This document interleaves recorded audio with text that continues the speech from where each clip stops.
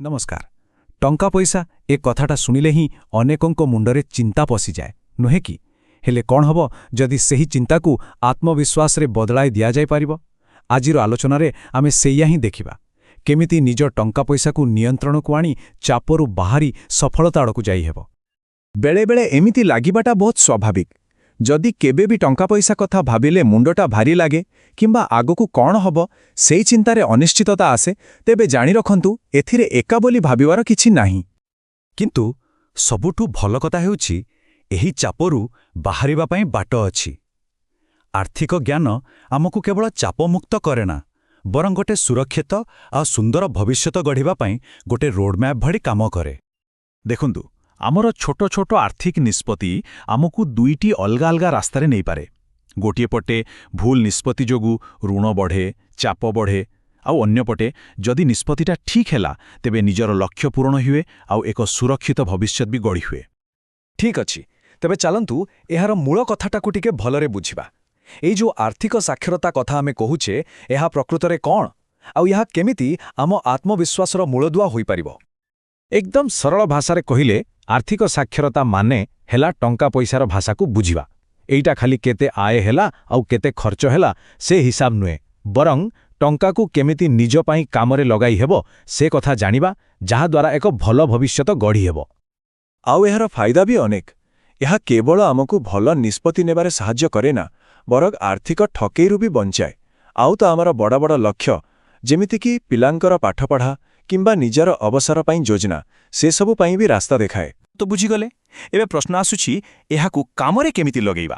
तार प्रथम पाहच हेला निजर आर्थिक यात्रा पाई गोटे स्पष्ट दिग बाछिबा। हाँ, एइटा एक बहुत बड़ प्रश्न। आम पाखेरे अनेक विकल्प थाए, किंतु कोउटा सबुठु बेसी जरूरी ताकु बाछिबा ही प्रथम काम। एहार समाधान बहुत सरल। आमकु बास जानिबाकु हेबो जे आमर आवश्यकता कौन आउ इच्छा कौन। देखंतु खाइबाटा गोटे आवश्यकता, एहा बिना चलिबनी। किंतु प्रतिदिन रेस्टोरेंट रे खाइबा सेटा हेला इच्छा। जेतेबेले आमे एई छोटो पार्थक्यताकु ठीक भावे बुझिजिबा सेइठु ही आरंभ हुए गोटे भल बजेट तैयारी करिवार प्रथम पाहाच। जेतेबेले आमे आवश्यकताकु प्राथमिकता देबा शिखि जाऊ सेतेबेले आमे निज टंकाकु गोटे उद्देश्य देई पारिबु आउ एहाकु ही कुहा जाय आर्थिक लक्ष्य स्थिर करिबा।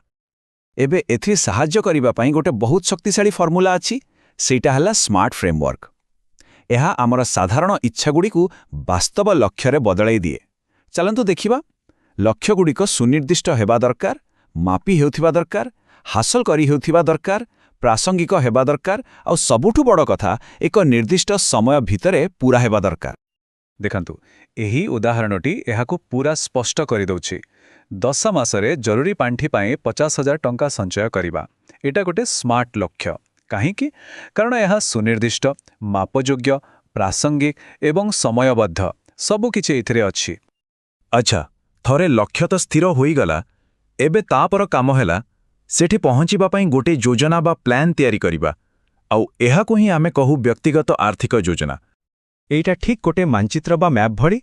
एहा हमकु देखाए जे आम टंका केमिति आमकु आम लक्ष्य पाखरे पहुंचाइबो।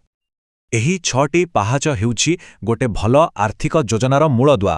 प्रथमे आय खर्चर हिसाब, तापरे स्मार्ट लक्ष्य, तापरे बजेट तैयारी, तापरे संचय आउ निवेश, आउ शेषरे जहा सबुठो जरूरी ताहा हेला समय समय रे एही योजना को पुणी थरे देखिबा।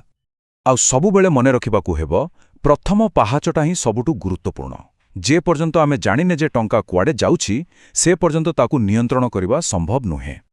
आउ हाँ, सेई जो षष्ठ पदक्षेप कथा कहिली सेटा बहुत जरूरी। देखंतु जीवन सबुबेले बदलु थाए, तेणु आम आर्थिक योजना को भी सेही परिवर्तन सहित खाप खुआइबाकु पड़िबो। शेषरे चालंतु सेही मूल विषय को फेरी आसिबा। आर्थिक साक्षरता माने खाली टंका परिचालना करिबा नुहे, एहार अर्थ हेला निज भविष्यतकु निज हातकु नेबा। एही वाक्यटिरे ही पूरा सारांश रहिछि। जेतेबेले टंका पैसा कथा आसे सेतेबेले ज्ञान ही प्रकृत शक्ति। एहा निज इच्छा अनुसारे निज भविष्यतकु गढ़िबा पई आमकु सशक्त करे। तेबे एही आलोचना शेषरे गोटे प्रश्न छाड़ी जाउछि। निज आर्थिक भविष्यत पई एमिति केउ गोटे स्मार्ट लक्ष्य बछा जाई पारिबो जाहा उपरे आजिठु ही काम आरंभ करिहेबो। टिके भाबी देखिबे।